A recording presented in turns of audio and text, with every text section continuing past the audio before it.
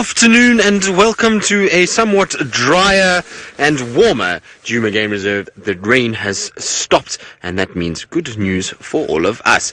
Now, my name is Tristan and on camera today I've got VM the Wildebeest who's back from leave, which is great. He's going to hopefully have a wonderful afternoon. Hopefully we'll find him a leopard to be able to celebrate his return from leave. Now, it's also a special start to our drive because we have lots of schools joining us this morning. So Trantwood Elementary, Hawthorne and Lake George. A very, very warm welcome to all of you. I hope that you are going to have the best time with us and that we'll see lots of interesting things and show you all the wonderful animals that we get out here in South Africa.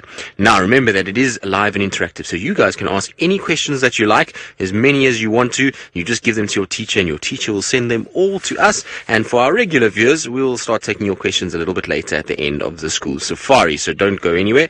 You'll be able to get your questions through a little bit later. But you saw we were having a look at some beautiful birds that were bouncing around, and so these are called green woodhoopus. They used to be called red-billed woodhoopus because of that very, very big red beak, but when the sun shines, and unfortunately we don't have too much sun because it's been rainy most of the day, but when the sun shines, these little birds will shine a nice green coloration, and that's why they're called green woodhoopus. Good, we're going to stay with them and see what they can find as they bounce around, and while we do that, my good friend Brent is also out and about, so let's go across so he can say hello and tell you what he's going to be looking for this afternoon. Oh, well, a good big hello, sorry, not a good hello, a big hello to all our schools joining us this afternoon. Very exciting to have you on safari. My name is Brent and I have my good friend Craig, whose nickname is the Batman, on camera with me. Now, it's been raining the whole day, just a slow soaking rain, which is really good for us because we need the rain before we go into our winter months. So your summer is our winter, and our winter is very dry. We don't get much rain. So for the animals to have a long, healthy winter, we need as much grass as possible, and that only grows when the rain falls. So because it's raining so much and it's been cool all the day, some of the exciting animals like lions and leopards might have been moving about during the day. So what I'm going to do is head towards our western boundary, and from there we're going to move slowly to the sort of south and see if we can find the tracks of any lion or leopard. Wouldn't that be exciting if we found some lions and leopards for you this afternoon? So one of the best ways to find those animals is to look for their footprints. Now, while I try to find you an animal, let's go back across to Tristan, who's got those incredibly beautiful birds. We do indeed, Brent, and they are still bouncing in the grass looking around for food. And so how these guys do it is what they've got is a very, very long curved beak, and normally you'll find that they go around, and often when it's rained like this, they'll put their beak in the ground and they can grab any little insects that are under the surface of the soil, and so they can get to worms, they can get to little bugs, and also in the trees themselves, there's little holes in the trees that are formed by a beetle that puts its larvae inside, and so the longer its beak, the more it can reach those larvae and pull them out and then feed off it. So it's a very clever thing to have a long beak. If you're a insect eater, it allows you to go into places where maybe some of the other birds or other predators can't get, and you can get to those hard to reach little food morsels. But you see where it is now? Now it is sitting on top of a pile of dung. That is elephant poo that is on the ground there, that this bird is busy pecking through. And the reason why it's doing that is because the elephant poo is basically a little ecosystem on its own, which means that there is grass that the elephant ate, it's gone through its body, and it's now easier for a lot of insects to be able to digest because there is a thing inside grass called cellulose, which is very, very difficult for a insect to break down and to be able to actually process and eat and get rid of it. And so when it goes through the elephant's digestive system or its tummy, it makes it much easier for the insects to eat it, and then the birds come and they eat those insects that are eating at the elephant dung, and that's why they're on the ground moving around. So very, very clever for them to use the elephant dung there. You see how it's climbing on top, and it's just going to use its beak to try and grab all of them. There also might be some termites out here this afternoon because of how sort of overcast it is and it's been a bit wet, and when you get rain, termites start to come out, and they'll also go towards elephant dung, and that's maybe what they're eating, is a lot of those termites. Now you'll find these birds are always in small groups together, so they spend a lot of time in little flocks, and they make a lot of noise together. Now, Logan, you're asking if they are bluish or are they green. So, Logan, the thing about these guys is that they've got feathers that are a little bit tricky to say, because they can be a little bit blue and a little bit green, and the reason why is they've got something called iridescence. Now, iridescence is basically the way that the sun's light hits the feather, and the way that the light comes back to our eyes gives us a little bit of a coloration. And so in the sun, these guys will be more green. In this dull overcast light like we've got now, they're going to appear more blue in color, and that's how they kind of change. So normally when it's sunshine, they're a lot more emerald green. As the light hitting the feathers and coming back to us, the strong sunlight, it appears a little bit more green in coloration, and that's because of the way that the feather is shaped. That causes this refraction of light back at us and makes it appear green or blue depending on which way it hits and what the strength of the light is. But I think we're going to leave our birds. They're having an absolute feast. They've been eating all of the little insects that are around. So we're going to probably try and see what else we can go and find. There's lots and lots of interesting little things around. Now, Anea, you're asking why their beaks are red. So just because it's part of birds' makeup. A lot of them have different colored beaks, and it might be able to just differentiate or to show that there's different species. So, with us, we all have different color hair. It's the same with these guys, as they have a different color beak, to be able to then know that they are actually wood hoopoes. So Macy, the long tail feather on that bird is actually there to help balance it. They spend a lot of time feeding on trees, and so when they go up and down the trees and they're pushing their beak into the tree, that tail almost pushes back up against the tree, and it helps to just stabilize them there. So it acts like a balancing act. I don't know if you've ever been to a circus and you've seen somebody walking across a rope, and they have those long poles that they help balance them. It's the same thing with these guys. That long tail just helps to balance them and helps them to keep them nice and strong on the tree, that they don't fall off. Okay, well, let's carry on. Let's see what other little birdies we can find and other interesting things. There should be lots and lots of stuff about in the course of this afternoon, because after the rain, lots and lots of things come out. And so it's a good time for leopards and lions and those all kinds of things. Now, Rebecca wants to know, Rebecca is sitting in final control, and she is the one that is directing the show. She wants to know what is on my hat over here. So it might be a little close to the camera, so I'm going to try and lean away from Wiem. But I have a moth on my hat, evidently. Now, this moth joined me for my morning safari today and was on the car the whole day, and somehow it has ended up on my hat without me even knowing about it. So look at that. It's just sitting there, so I think we'll leave it there, and let's see how long it stays on my hat. Maybe it likes to sit there and can get a view of the safari, and also just wanted to say hello to all of you guys, so that's very, very cool. Now, moths normally come out at night, so they're little creatures that are out at night, and this one was on the car from last night because there was a light close to where the car was parked, and so it came to the light, and then it just landed here, and it's probably spent the day on here because it's been fairly dry. It hasn't had to fly in the rain, and so it's a perfect place for a moth to spend some time. And so we'll just leave it on my hat. Let's see if it stays there through the day, and maybe by the end of the safari it will have decided to go somewhere else. Now, while I turn around and try and kind of find myself something else to see and try and get something exciting for all of you, let's send you back across to Brent and see whether he's found any tracks for those spotty cats yet.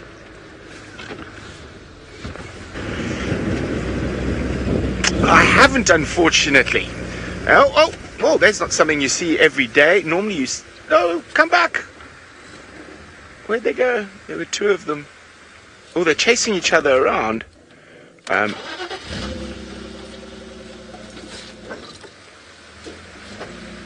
So just on the other side of this little... There we go. Oh, coming right up towards us. This looks like a bit of a mating display. So they're playing. And, oh, there's three of them. Oh, all going on here. Little scrub hare convention. So those are not rabbits, they are hares. So I think there's two boys here. fighting over one girl, but that one looks like it's lost. It's disappeared. The other two are coming right next to us again. There we go. So I think one boy lost that battle. And now, oh, he's going under the car. No, almost. This is amazing. This is very rare behavior to see. And it normally happens at night, so this is happening now during the day because it's been wet and cool all day. So the male's been chased away, and now the other male is trying to convince this female to be his girlfriend.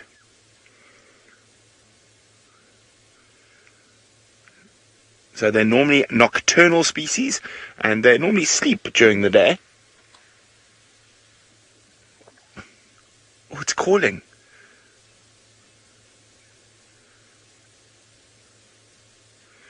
This is very, very, very special.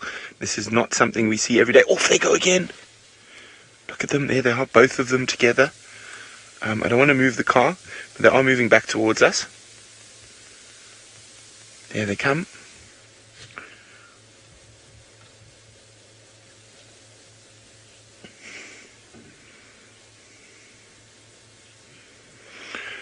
Bronwyn is wondering, is there a reason why they have white spots on their tails? Actually, the whole bottom underside of their tail is white, and if they have to run away from a predator, they lift up that tail. So if there are any other hares around, the hares will immediately see that and know that there's danger nearby.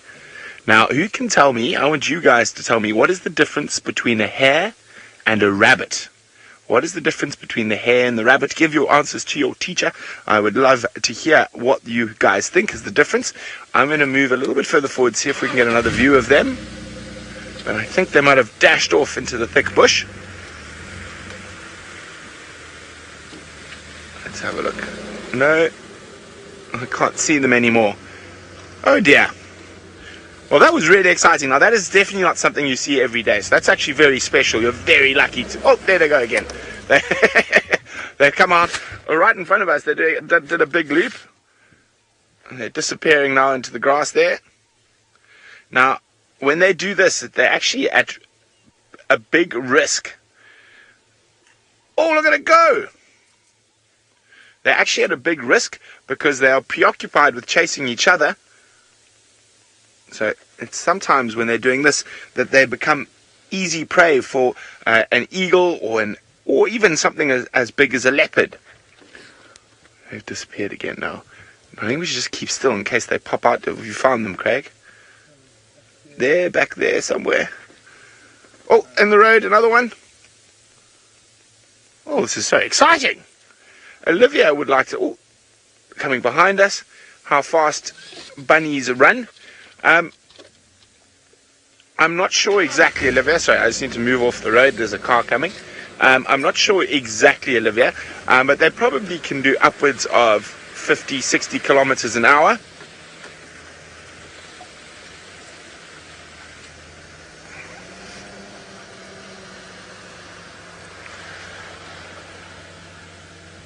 Okay, they're just there. Let's go. Are they going to run in front of us again, or are they going to run deeper into the bush? We go forward again. Oh, the third one's arrived again. So there's 3 of them chasing each other about again. So that other male has decided, no, he's not giving up. He also wants her to be his girlfriend. So this is a very popular lady. And now they are disappearing deep into the bush. Oh, wow. That was exciting.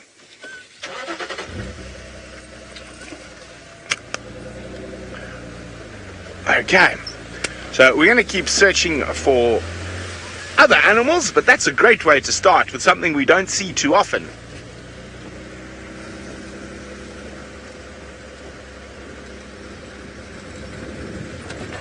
It's charging us, Craig.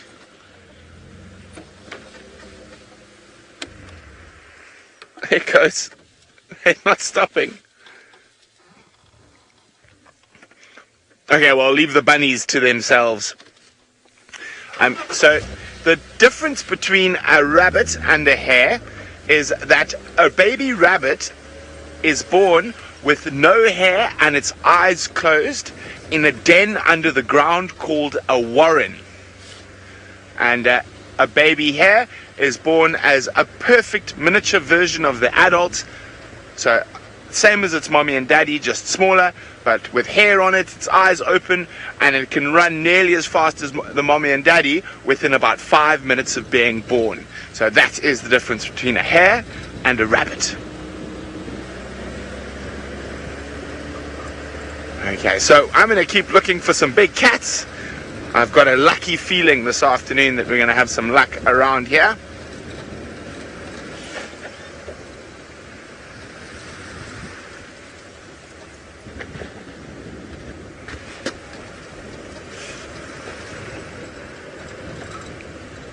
Okay, I can't believe we haven't seen any other animals yet. Impala or elephant or wildebeest. Now, there's a good spot coming up just on the left. There's a nice open plain where the bush isn't so thick, so I think we should go check there. I think that's a good idea.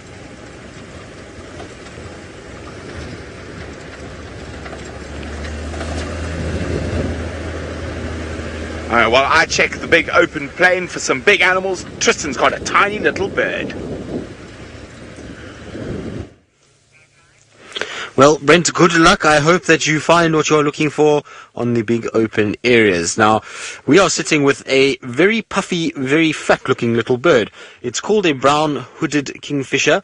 And so, is it a brown-hooded kingfisher? It actually is a striped kingfisher. Sorry, I thought it was a brown-hooded. I didn't look very nicely, but it looks like maybe it's a striped kingfisher. I'll have to just check in my binos and make 100% sure. But the striped kingfishers, we do get them around here, and they have that name because of their stripy belly. But I just want to double check quickly to make 100% sure, because we don't want to tell you the wrong name for a bird.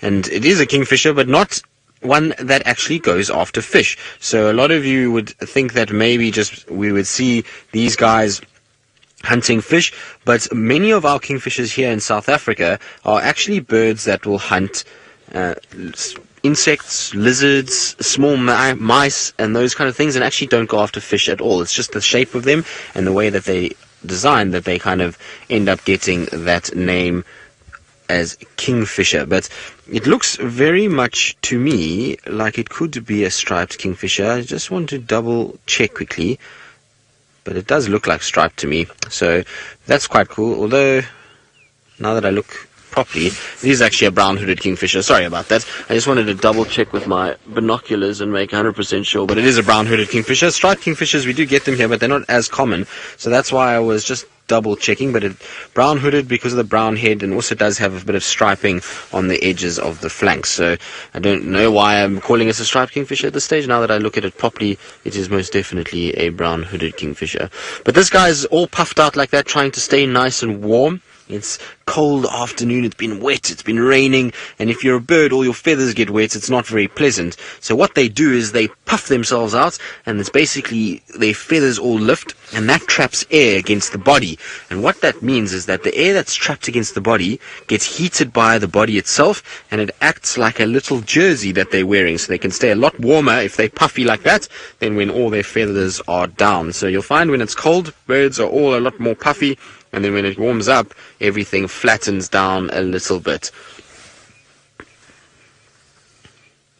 So, Akka, you're asking why do the birds have yellow feathers? Akka, I mean, birds have lots of different types of colored feathers, and it's for different reasons. Sometimes some birds will have certain colors to camouflage, which means to hide away so that predators can't see them. Other birds have bright colors like yellow or green and those things to be able to just be different from the other birds, so that they know that that's their species and they can then go towards them.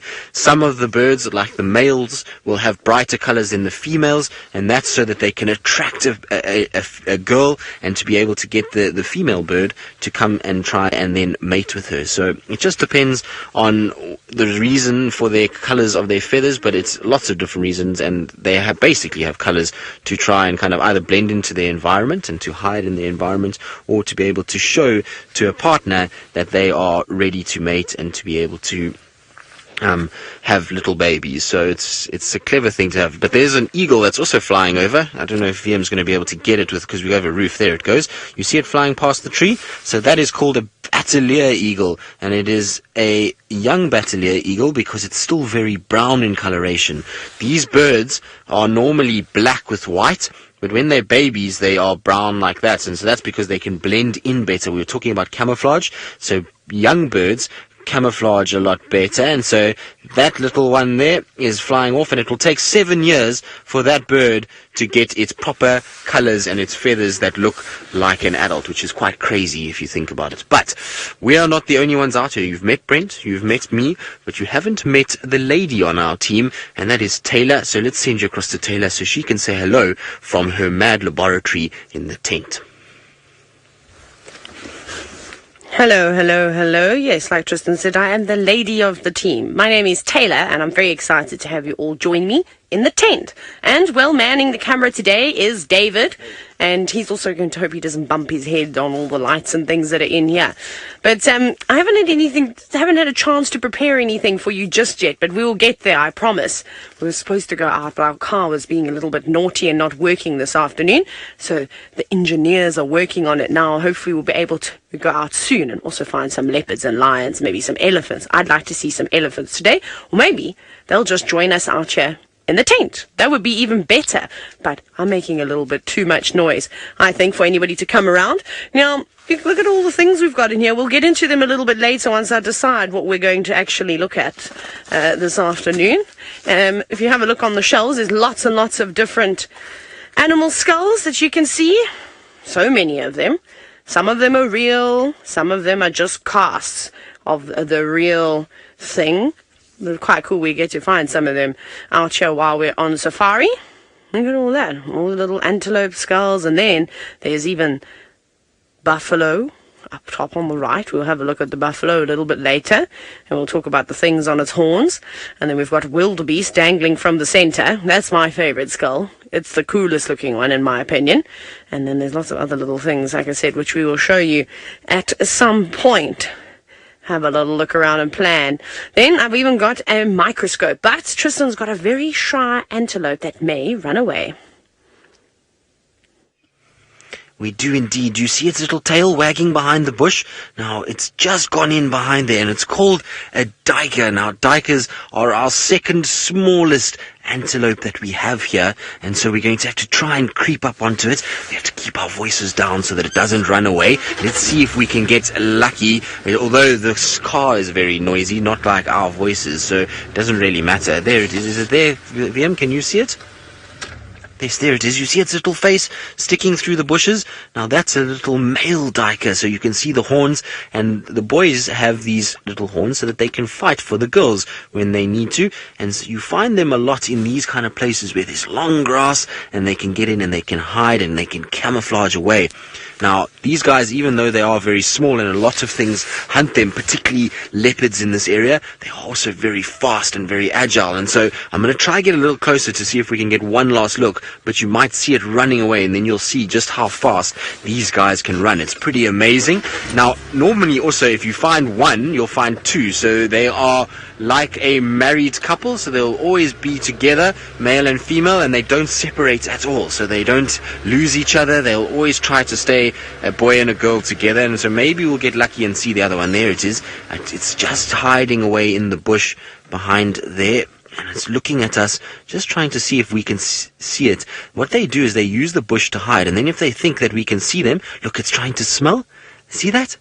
So it's got its big nose trying to smell and massive ears that it listens to what's going on. And if it hears a noise, then it's going to run away. And I think it might run away soon because it's busy sniffing and it's just checking if we can see it. And if it thinks we can see it, then it's going to try and get away and try and hide. Although I think it's trying to... There we go. So off it goes. It's not running very fast, though. They normally go a lot quicker than that. This guy's just trying to get behind a bush so that we can't see him anymore. There it goes, walking through. Very cool. But that is fully grown. It's not a tiny baby. That is a fully grown antelope. There we go. Off it goes. So, Anya, a fully grown duiker will get to about the size of just bigger than a small dog. So I don't know if you've ever had a dog that's called a terrier, so something like a Staffordshire Terrier. It's about that size, and in terms of weight, they will weigh about 25 to 30 pounds. So not very, very heavy at all. Very small, little light antelope, but they can be incredibly agile, and like I say, they are amazing little creatures to see out here. The fact that they're so small and they can survive is pretty incredible. Good. Well, where they are, you never know. There might be a little leopard somewhere as well, so it's good news to have them around, and you've got to pay attention when you're driving out here. That's if the prey animal is there, then maybe, just maybe, you might get a situation where you find a predator also in the area. So, Clay, duikers look like deer because they're parts of the same big family. So you have a thing called ungulates. So ungulates are basically all animals with a hoof. And so ungulates then split into what's called antelope. And antelope are duiker, deer, and then all the other types of animals that have those hooves that we see in this area that eat grass. So even though we're on different sides of the world, we have a situation where those animals are basically very similar. So they eat grass, they move the same way, they have hooves, they have the same digestive system. Oh, look, we've got lots of birds up in front here, big birds that I want to show you. So let's try and have a little look. Lots of what we call vultures. So I'm going to probably stop here because it's going to be our best place to see them. But there's lots of vultures in the tree. So those are called white-backed vultures. And these birds are a good sign that there is something dead. And actually, I know why these birds are sitting here, because we had some lions yesterday and they managed to kill an animal on that side. So they killed something called a wildebeest. They finished it though. There's nothing left. But because it's been a very rainy day, the vultures can't fly. They're too heavy. Their wings are too wet. And so they're just sitting on the tree waiting for the sun to come out. And you can see, look, they're busy grooming themselves. So they're trying to get their feathers into good places and to clean them and get all the water off. And then sometimes you'll even see that they'll sit with their wings out to try and dry their wings so that they are able to try and fly and find more food. These guys don't actually hunt anything for themselves. They only will eat the meat from a carcass, so they will scavenge, and they will try and find lions and leopards and cheetah and wild dogs, and then they go to where they've killed something, and then they come down and they feed off the meat that is left on that carcass. And sometimes they're very lucky. They can find something that's died, maybe of old age, and before the other predators get there, and then they can get lots and lots of food. It's very, very cool. Fritz, vultures can travel a very long way in a single day. Some of the vultures that we see here will be probably doing in miles, sometimes as much as 60 miles in a single day to just go and find food, sometimes even more than that. So they might sometimes even go over 100 miles just to find food, which is pretty incredible.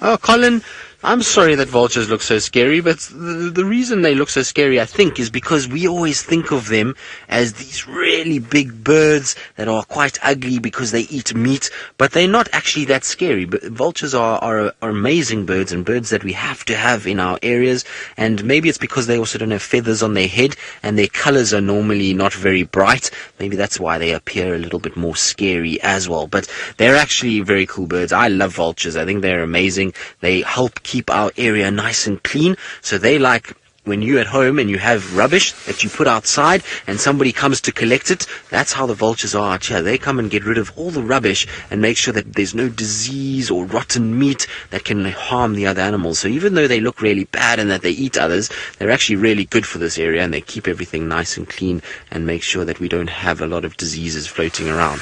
Right, well, we're going to carry on. Maybe the lions come back somewhere here and they might be around. Let's have a look. While we do that, let's send you back across to Taylor, who's got her microscope out, and I wonder what she's looking at. Well, we're looking at quite a few things, but they won't sit still. That's the problem with little creatures that don't want to stay still. Shall we have a look at what's under the microscope? Look at that. Okay, well, it doesn't look like much at the moment. That's because those little creatures I was telling you about have been quite sneaky. I'm going to try and move it around. Let's see, where are you hiding? They're hiding from me now. I think they know they're going to be on camera. They're hiding in this cocoon, under this cocoon. Shall I move it with my finger? Come back here, ants. It's the ants I'm trying to show you. There's one. Hello. Working around. Now what the ant was doing, there's about 10 of them in this little container, there's another one coming through now, is they were actually feeding on the flour, but they got a bit nervous of me. They're just moving around a little bit, and they're teeny tiny. They're about the size of a pinhead, maybe a little bit bigger than that. Let's see if I can get back again. Come here. It doesn't want to be on, like I said, it doesn't want to be on the camera. So I think they were feeding on the pollen. Maybe they're little pollen thieves, because you can see, look at all the lovely sticky stuff all around the flowers. Beautiful, hey? So they're going to go into the center of the flower and try and collect some pollen, maybe take it back. Maybe they like the taste of the leaves. They're going to take some of the leaves back too. Because, well, I suppose it depends on what type of ant they are, but ants can eat almost anything. Some eat flowers, some eat, well, bits of meat, all sorts of things. Now there's so many ants in this tent. Maybe I'll be able to capture one. Maybe find my favorite ant for you, the Polyrhynchus ant. And they're a little bit more cooperative. But Tristan, however, is doing lots and lots of birding this afternoon. Let's go and see which one he's got.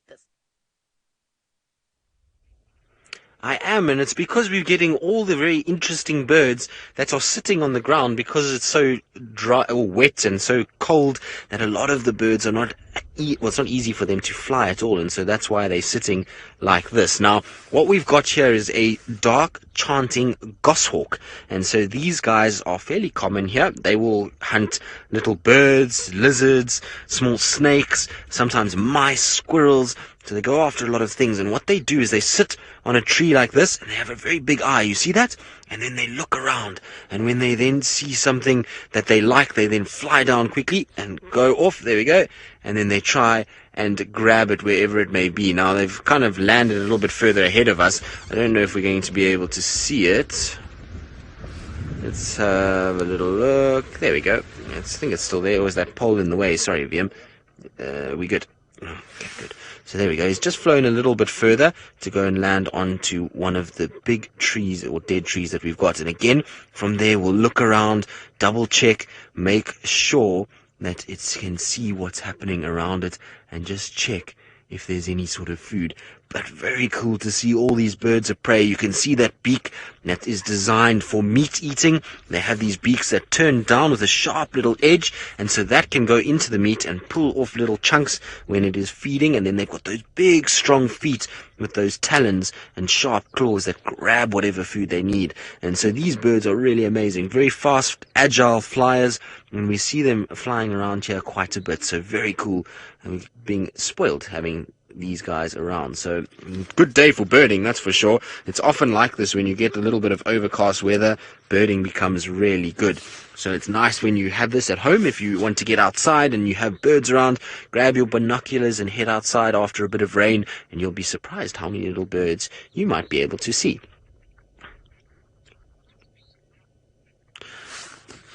So Fritz, this bird is quite large. It's, in terms of size, would be bigger than, it probably stands taller than a chicken, and not quite as heavy though. It's a little bit more slightly built, so it's skinnier because it has to fly very, very fast, whereas a chicken doesn't fly very fast. I don't know, Fritz, if you've ever stood next to a chicken, but they are quite big in comparison to what you think, and I'll tell you exactly how big or how much it weighs if you just give me 2 seconds. So I'm just trying to find it on my app quickly.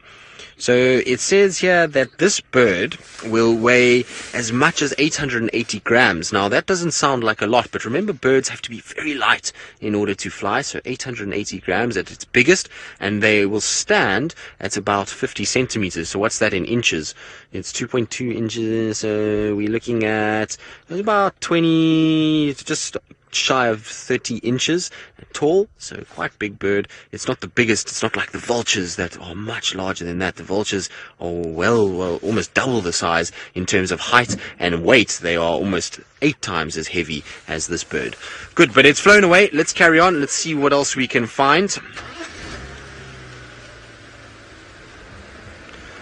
So, Nita, you're asking why birds live in trees. Not all birds live in trees. So some birds will live on the ground, some birds will live in burrows, some birds will kind of spend a lot of their time on the wing, like something like a albatross or something like that. They'll live on islands, penguins that live on the beach. So not every bird lives in the trees, but because trees are a place where it can be much safer, most of the birds use that. So they go into the trees. It's a place where they can build a nest and get their eggs away from things like mongoose or ferrets or raccoons or anything like that, and keep their eggs nice and safe and keep their young chicks safe, and that means that they can breed better. Also, trees often provide food. Some of our birds are berry eaters, and so they'll eat off the trees themselves, and so you need that around for them to find the food that they're looking for. So it just depends on the type of bird, but the trees are a very good place for safety, for food, and also to provide a place where they can watch for other things. So if they can see danger coming, they can also then see if there is a food item that they can swoop down and grab if they're a predatory bird. So it's a good place to be, and also, like I say, it's probably a little cooler up there than down on the ground, but there's a lot of birds that spend time on the ground as well. So Moses, you'll know what I'm talking about with chickens, because you say you've got chickens at your school. Now Moses, I'm curious. I want to know what you mean by you've got chickens at your school. What do your chickens do? Are they there in a cage or something that you guys feed them and look after them, or what's happening with your chickens? I want you to tell me about your chickens. I'm interested in Moses's school's chickens. Now Moses, I want to show you something else that's very cool, because this is not something that you probably will see very often.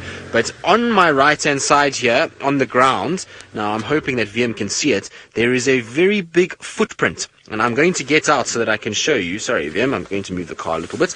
But this is a footprint for a male lion. So this was the male lions that we saw yesterday. Unfortunately, somebody drove over some of it, and it's because it was from last night. But if I put my hand there we go, you can see my hand. This is the toes of the lion. You see there? It's got 4 toes, and then this is its pad coming backwards over here. So if I put my hand in there, the size of his paw is almost the same size as my hand, if you can believe it. Imagine a lion's paw that big with big sharp claws coming off, and he would have walked here during the course of the night. Now I know he walked here during the course of the night because if you look on top here, you can actually see where the rain from today has dropped onto the sand. If I put my hand down now and I push down really hard, remember lions are much bigger than I am, look at the difference between where I pushed. You see how the sand is very flat and there's very smooth, whereas this almost looks like it's got a bit of a rough texture to it.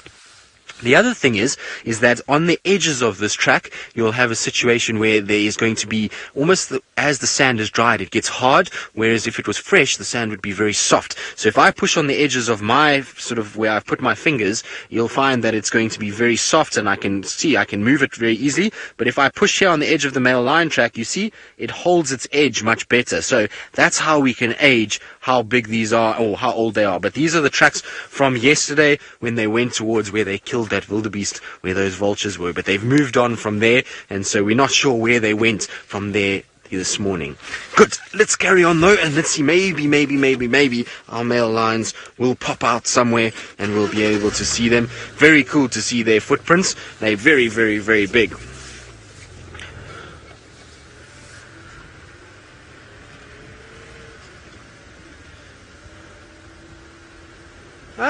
So Moses says we have 2 chickens at the school, and the 2 chickens are there that they lay eggs, which is very cool. Now, what do you do with the eggs, Moses? I'm very interested. So you and your class need to tell me what you do with the eggs.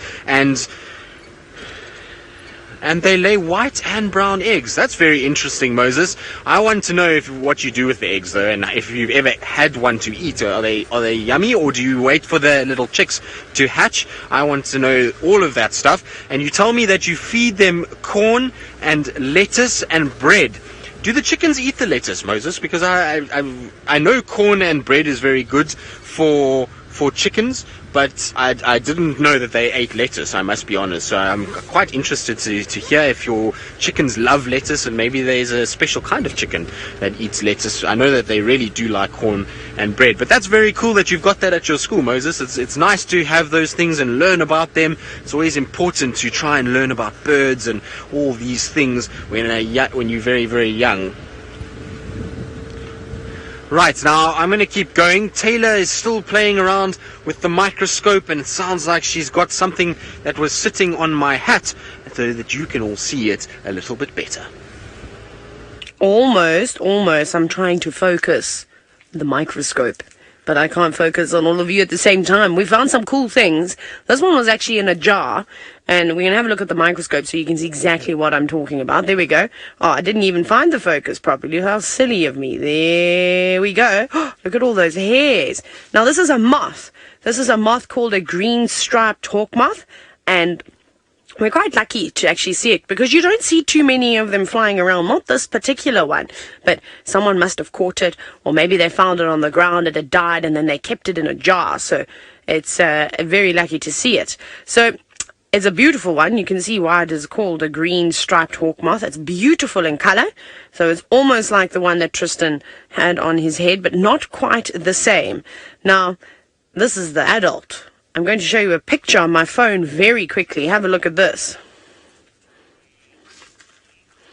Look at that. You see that thing there? Look at that strange looking thing. That is the baby of the baby version, I suppose. This is the caterpillar of that moth. Isn't it amazing? I just want to touch my screen, otherwise it's going to go off. So if you look, you saw there, it has those big eyes on it though. Now, those big eyes are there to try and scare away any birds that will maybe want to eat it. So that's what you're looking at over there. They're not real eyes, in fact. And Zara, you're wondering if this caterpillar is poisonous. No, I don't think it is poisonous. I don't think it is. Whoopsie. You can see when it's little, it tries to scare the birds and things away from it by using those eyes, because now it looks like a big snake. Pretty scary, hey? Very scary. Now, Anya, you've asked this afternoon about the color of that moth and why is it green. It's just because that's the color that, well, it was created. Kind of like how Tristan was talking about the color of the green woodhoopoe's beak. It's just one of those things. It's like, why do I have blonde hair? I suppose it's got to do with genetics, hey? So that's the moth over there. Now, the purpose of that caterpillar, when it hatches from its eggs, so this moth will go out and it will lay with its eggs on maybe a leaf, and it takes those eggs maybe 5 to 10 days to hatch, somewhere around there. And once those little caterpillars hatch out of those eggs, they don't stop eating. They eat and eat and eat and eat. And they like to eat a plant called round leaf teak, which I may be able to find for you out here. And they'll eat for 2 weeks straight. They don't stop. They're just constantly at the buffet, getting everything that they can. And then they eventually make a cocoon. How cool is that? Out of silk, where they'll stay another 2 weeks and they go to sleep because they've eaten so much and they're just about bursting out of their skin. And then they turn into this beautiful creature. Pretty cool, hey? Very cool. We'll see if we can go down the body. See, those are the wings there. No, I'm not very good at this. Oh, David, just watch that giraffe skull. You're about to push it over. Sorry, David almost pushed the giraffe skull. You can see it's an old moth. Maybe it was almost at the end of its time. I'm going to use a leaf to try and move it around gently. And it's got these beautiful little spots on it. Look at that. Oh, it's a bit bright. I think I maybe need to turn it down a little bit. Where's the... No. I have to try to find it. We'll try to turn the light down a little bit later. But it is beautiful. It's such a pretty moth, and I'm hoping we're going to find some more moths in here. I'm sure I put some in jars last year. But let's see what else we have. If we can come back to me, please. I'm going to put this moth back. There we go. How cool was that? Nice to have a look at. So we will try and find that plant.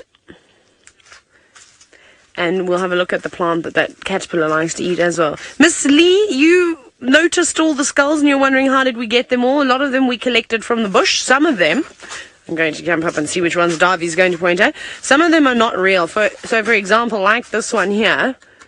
This is a zebra skull. that's not made out. It's not from real bone. From as far as I can understand, that's actually a cast. So someone has made a cast of the real zebra skull, and then you can buy them on the internet. In fact, we've got a whole lot of them. They're really, really quite cool. But then, for example, you can look at, who should we use? Should we use Mr. Buffalo, top right? Because that's a goodie. You can see the difference. Look at that thing. You can see that that's come straight out of the bush. And that's not made out of plastic or anything. Looks like the hyenas and the lions are chewing on its nose. Very interesting. But we'll take Mr. Buffalo's skull down, and I'll try and show you how heavy it is. And we'll look at all the other cool things that have been living inside and made this their home. Right, off you go back to Tristan. I think I heard something about eggs. I don't know if he's having them scrambled or boiled. Well, no, I'm not having eggs because I'm very impressed that Moses' school has got chickens, and apparently everybody's allowed to take eggs if they want them. They're egg-laying hens, which is very, very cool. So I wonder if you guys do take them. Do you take some home and eat them? I'm not sure. Let me know. But very, very cool, Moses, and I'm glad that you let me know about your chickens and the eggs that you have. But unfortunately, guys, it's that time where you've got to carry on with your school day. So I hope that you have the most wonderful day further, and that you don't get lots of homework, and that you get to go and play around with all of your friends, and that you have the best time, and that you really enjoyed having a little bit of Africa in your classroom today.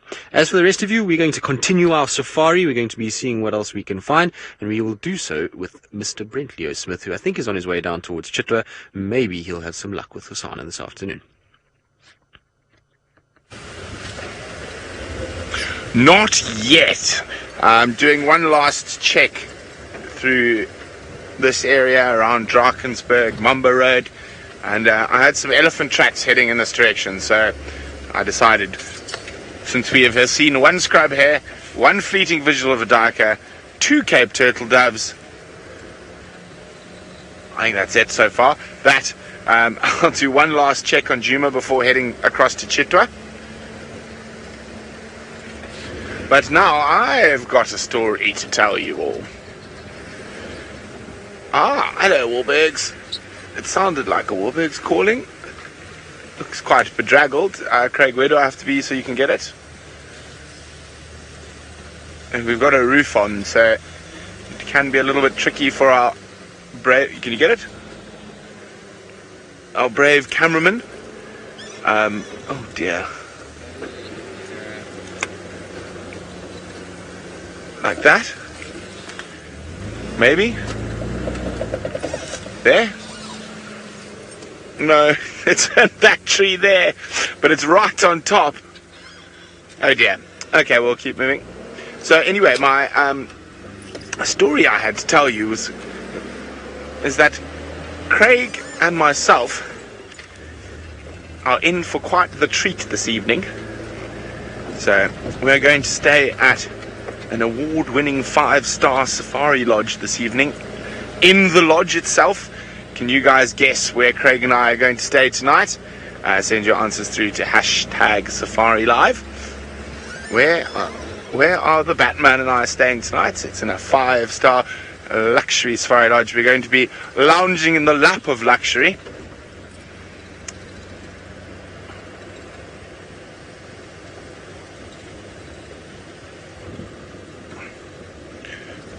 Hang on, so whoopsie, sorry, I'm trying to turn down my game drive radio, it's making lots of noise. There we go. That makes life a bit easier. So it is going to be quite lovely this evening.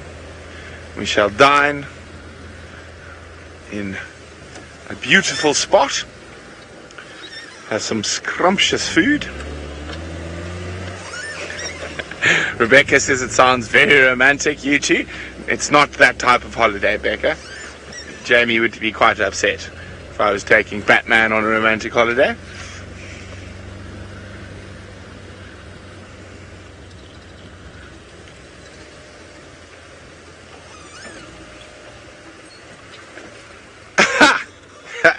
Kristen says, is it in final control? Put it this way, Kristen, final control ladies wish they were staying where we're staying tonight. Oh, well spotted, Batman, but I was too late. It flew away. I think I might land on that dead tree up ahead. It was a European bee-eater. They should also be starting to head shortly, heading back to the north, to Provence, as it warms up. Gone. So they'll be heading to the south of France, Spain, Portugal, Greece for the European summer, and leaving us in the cold for our winter. So I'm just doing one last loop through quickly across to Chiston, who's someone who's not bothered by the wet.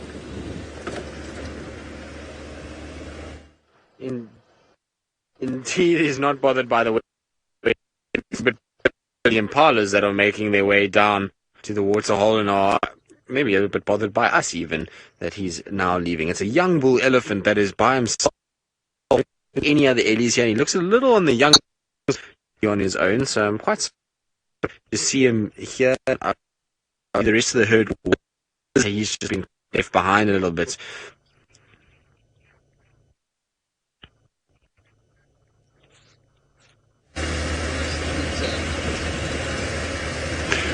Hello, hello. Well, it seems like one Ellie isn't too bothered by the weather, and come rain or shine, is going to have a swim. Okay, so I'm going to just check down Central Road very quickly, and then I'm going to dash across to the east.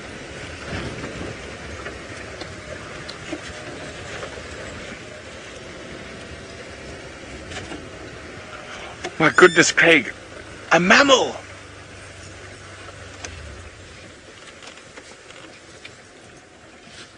First mammal of our first large mammal of the afternoon, and it's going to run away. Don't run away. Don't you dare run away, you two.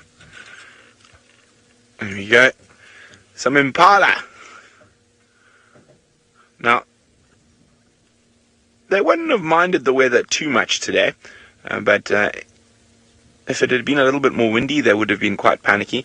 And of course, this little bit of soaking rain will do wonders for their grazing. So you can see she's quite alert. And I know what she's looking at. There are some other impala down through the thickets there. Now she's having a quick look at us, deciding, no, let's get out of here. Off they frolic. We shall continue on. Now, someone was wondering about fruit trees in the African bush. Here we have a fruit tree, and said with the roof it's quite difficult, but this, Chris, there we go, Chris, that is a marula tree, and they fruit, favoured by lots of animals, elephants, baboons, monkeys, people, impala, kudu, nyala, I'm trying to think what else, warthog, all sorts eat the fruit of the marula tree, and there's also a liqueur made out of it called amarula.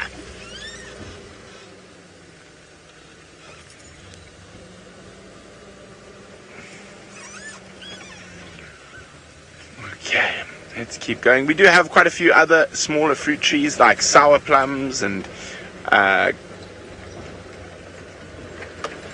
wild mangoes, but they're not very nice to eat. But while I keep wondering about what fruit trees are around, let's go see what Taylor's got for you in the tent. We're still here, and I'm collecting friends. We had this grasshopper earlier, which Darby was able to find, and then it was naughty and disappeared. It looks like it's got a gammy left leg. Oh no! Now it's still a little one. It looks like it's still a nymph. What's going to turn into, I'm not sure. What about a green milkweed locust, perhaps? I suppose there's a number of different things out here. The only reason why I said that is because it is in fact green. But shame. Everyone's a bit cold and frozen today, not moving as well as they normally do, which is kind of working into our benefit. So Maybe as the day gets colder and colder, it's definitely not going to warm up now, we'll be able to pop that little guy under the microscope, because I'd quite like to have a look at its eyes. Speaking of eyes, shall we go to the microscope? I think so. Ah, look who we've got here, my favourite, actually Manu's favourite. In fact, it's a dragonfly. I bet you were all shouting out, though. Now, most of you know, I do actually have spent quite a bit of time looking at dragonflies, and I find them particularly fascinating. This is a smaller one. Now, we know that they are ferocious predators, and my favorite thing about a dragonfly, is why I've turned this fella upside down, is because of all these little... I'm trying to figure out how close can I go. Looking at all these little spikes and things on its legs. You see that? Now, that is important for a dragonfly, because when it's zipping around at, you know, really, really fast speeds all around in the sky, it's looking for things to eat. And, of course, when you're flying at quite a pace like that, it must be quite difficult to grab onto your prey and hold on to it. So, something like a mosquito that moves fairly quickly, and dragonflies like to eat mosquitoes, we'll be able to hold on with those little barbs just like that. Now, dragonflies are in the Odonata order. And does anyone know what Odonata means? Well, I'm going to tell you anyway. Anyways, the translation there is Greek, and it means serrated tooth. So now if I could only be a dentist and open up the mouth of this dragonfly, would love to see the serrated teeth. Now, Sinek, you're wondering which is the largest dragonfly that we get? That's a fantastic question. You know what? I think I might have an insect book so we can go through it at some point, and we'll have a look. But we'll get back to that one, Sinek, I promise. Now, have a look at them. Stay on target, Taylor. Settle. I'm trying to have a look here at an eye. Now, what you're looking at now, directly that's in focus, is basically where the mouth parts would be, but you can't really see them.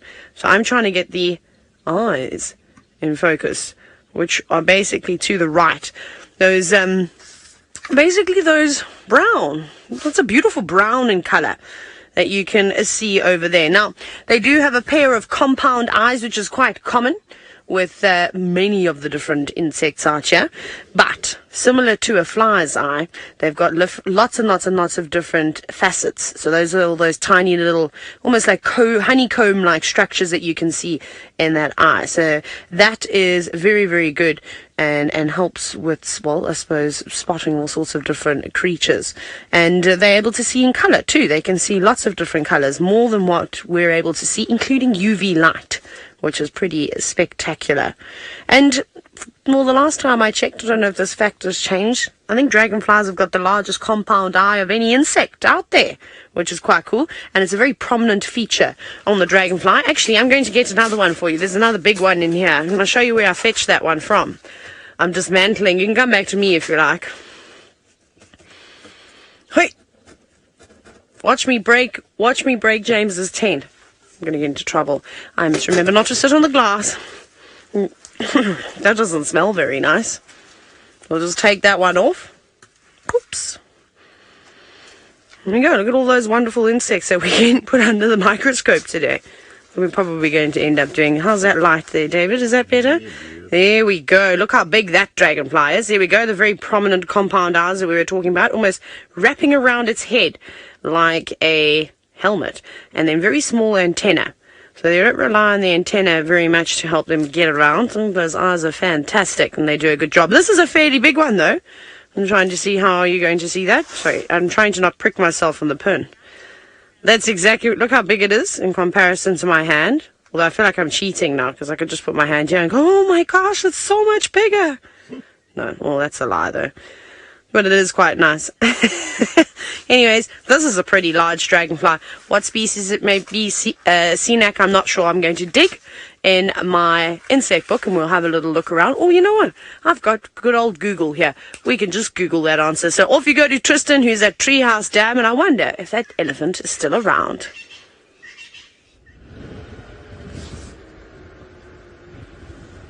Don't know why Taylor said I was at Treehouse Dam. I was near Buffalo's Hook Dam when I had our swimming eddy that unfortunately the gremlins attacked us, and then I came towards Quarry Pan, but I see Brent has already been here, even though he told me he was going to go to the western side of Djuma. So we're going to just try and kind of move back westwards and see what else is happening on that side. But there's a kudu actually. Let's get onto the road because it is on the road itself. I wonder if it'll stay there when we come forward. It hopefully will. There we go. What are you doing all on your lonesome? I'm sure there must be other kudu here. It's just the only one that I can see at the moment. And it's a fairly young individual. Should never be on its own at that age. I'm pretty sure that the rest must be here somewhere. Unfortunately, there's that pole. Our pesky pole is what I'm going to name it. Pesky pole is the new name for the roof poles that we have. That's what I'm going to call them. I wonder if Taylor will agree with me. Taylor loves to name things, so maybe pesky pole is not a bad name for it. But very strange that there's just the single kudu on its own. I don't see any others around me at all. I wonder if maybe... It's good weather for the wild dogs, so I wonder if maybe they're around. We know they were seen yesterday, so... can never write them off. Maybe they've split up these kudu. I don't know. Interesting. There's no tracks for them, but like I say, you can never be too sure with the doggies. Now, so my plan was to come look for Tanya and Cub, but if Brent's driven all over here, I'm going to have to probably readjust what I'm going to do. I'll maybe, just like I say, head a little bit further back to the west, maybe go check around Treehouse and Twin Dams, although it's not dam weather, it's pot luck really. We're going to find a leopard in weather like this. So what I'll do is I'll just kind of drive around and see if I can maybe just try and find some tracks somewhere. Tingana might not be a bad one to try and look for. Maybe somewhere around Mamba short or little loop thing. Maybe we find him in there. Who else could we look for? Tamba.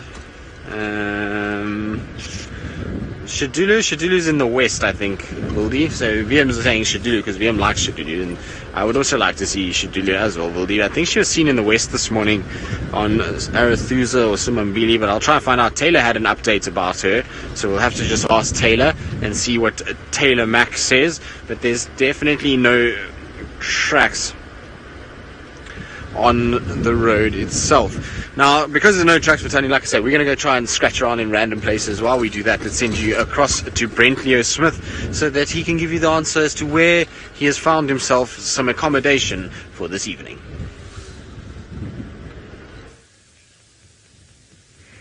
Well, it's not behind that bush, but there is something behind that bush. It's just taking its time to come out. You can see a tail there through the thickets. Now, it's quite a big tail. I'm going to have to move the car, I think. There's a little Ellie bull behind there. And he was standing out in the open, and literally as Tristan started linking, he decided, no, I'm going to stand behind the Sisyphus and eat some Terminalia.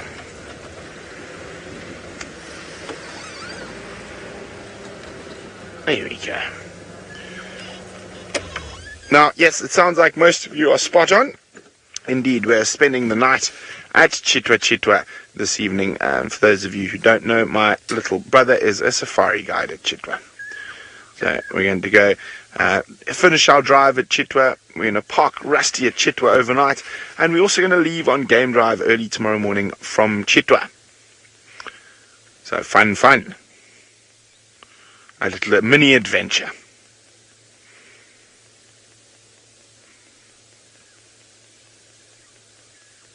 Nice little boy. Don't want to get too close to him. He seemed like he might be a little bit nervous, so that's why I've stopped so far away. Just letting him go about his business. And if he decides to come close to us, well then so be it, but we don't want to make him feel uncomfortable. But at this distance, he is very, very relaxed.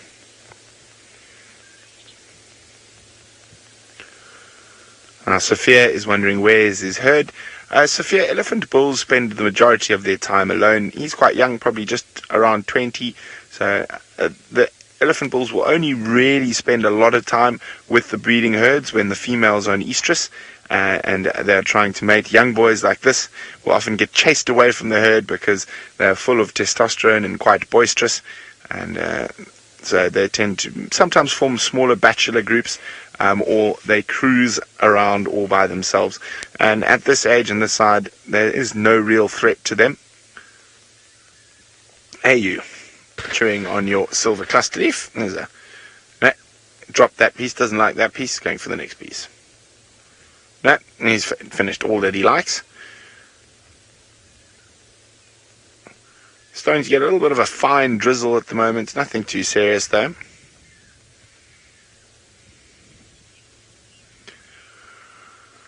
Hunter is wondering how much can an elephant eat in a day. A big elephant bull can eat up to 200 kilograms. Most elephants between 100 and 150 kilograms of vegetable matter in a day. He probably doesn't quite eat 200 kilograms yet, or maybe he does. He is a growing boy, so he hasn't by any means reached maximum size yet. He'll only reach that at around 30. And he's just going to go past our roof pole. I'm going to walk right up to the fence and go visit Sebastian at Inger's. Well, right up to Inger's fence. So just beyond there is where some of us stay. Well, Tristan and Ali and Sebastian and myself. You can actually see Ali's car through the bush there. I think it's Ali's car. Could be. And you can just see the fence there.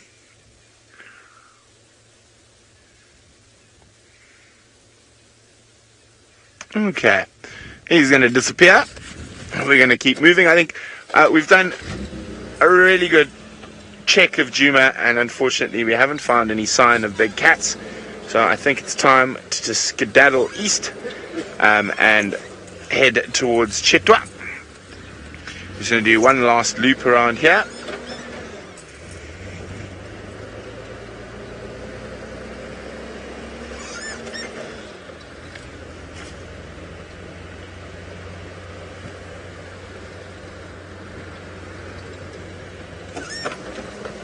On top of the termite mound there, Craig. Here's a squirrel! Oh, there was a little squirrel. He's running off to the right, to the tree. There he is, in that little broken piece of bush. To the right. There we go. Oh, and there he goes. Off into the trees. Okay, well, we continue on towards Chitwa after one last dash around quarantine. Let's go back to Madam McCurdy, who's high and dry in the tent. Hello, everybody. Thank you for joining us again in the tent this afternoon. It is wonderful in here. It's my favorite place to be in the whole wide world. Shall we have another look at the microscope? I think so. I think we can. Oh, look who we got there, all curled up in the tree. It is a little spider, a beautiful spider. We know it's a spider because it's also got 8 eyes. Can we count those eyes? We actually should be able to. Shall I see if I can twist it slightly? Because the spider's been naughty and has actually moved. But I know I'm going to mess it up. Oh. Ooh, beautiful. What are you, though? It looks like maybe one of the orb spiders. I'm just trying to keep it focused. Sorry, I knew I was going to do that. Oh, no. Oh, it's so sensitive. I can hear Brent now. Oh, no. Now, you can tell me if you think he's the loudest person in camp. There we go. We'll just try to hold it steady. But that's a very tiny little spider. I mean, the fact that it's only this big. Oh, I don't know what's gone out of focus. I'm failing miserably. I don't like the microscope. It's too difficult to use. Okay, I'm sorry. I apologize. 2 seconds and I'll fix it. I've got to use always use 2 hands when handling the microscope. Always using 2 hands. Whew. Little panicked moment there. My goodness. Is it missing some legs? It looks like it, hey, Darby? You see that? I'm trying to... Oh, now I've dropped my porcupine quill that I was using. Let's see. If I put that little branch... You see on this side over there, it looks like it's missing a couple of legs. Looks like it's only got 1. On the other side, though, it looks like it's got them all. Maybe it's still missing another one. But it is so tiny. Now, you can see it's got a little web all over the stick. So this is obviously where it's living and catching all sorts of things. Also, there was a little mite that was just moving on the other side over there. You can't see my little stick, though. But anyways, you might be able to see it to the top left. Amazing what you can see. I mean, I can't see that little thing moving around with my naked eye. That's impossible. So all this life just on a stick, and it's quite a hairy stick. I think it's actually from the silver cluster leaf that we got this from. But what a beautiful spider. It's so pretty. Massive. Massive, massive cephalothorax, though, so that big part over there. Very cool. I can hear Brent's coming closer and closer and closer. Spider, you're very kind. You're not doing too much. And I also had a Mildred, which I was going to try and... Here's Mildred. Let me see if I can get Mildred to come under the microscope. Do you think Mildred would want to come in? I'm going to move that. Hello again. Where are we going to put the spider? There. Who's that? Look at that beautiful millipede. Yesterday we looked at Mildred, who was quite sort of dark in colour and massive. And, well, what I said to you was close to 20 centimetres in length and had orange legs. And this is a different coloured one. As you can see, sort of more browns and greys and yellow legs. I can see. I'm going to quickly... Look who's come for a visit. Hello, Uncle Brent. He's been annoying me the entire day. Is this what you'd like? Yes, I forgot my torch. There we go. I was in the tent this morning, and you don't want to walk around Chitwa at night. No. All those hippos. And the leopards. I'm not worried about it. Okay, bye. Whew. Peace and quiet in camp for a whole 24 hours today. How excited are you, Darby? We're going to celebrate. Let us tell you. So anyways, I'm going to try and get Mildred to go under the microscope because I'd be quite interested to see if there's any little mites that are sticking around on its legs. Now, we know with dung beetles, they have a secretion which they exude from the joints of their legs, which often causes them to get stuck. But they've got little mites that live on those dung beetles. Now, I wonder if millipedes have anything like that. So I don't know how I'm going to do it just yet, how I'm going to cooperate it. Perhaps this millipede likes to be tickled on its back. Maybe that will work. And it will just sort of sleep and just put its legs up for us. That's going to be the ideal thing. So while I figure out how to hypnotize this millipede and get it to do what I want, I'm going to send you to Tristan, who has not decided what he's doing this afternoon. Well, yes, Taylor, you are with me, and good luck hypnotizing Mildred. I know that you and Mildred are friends, but I don't know why you need to hypnotize them, because it seems like the millipedes always go to Taylor.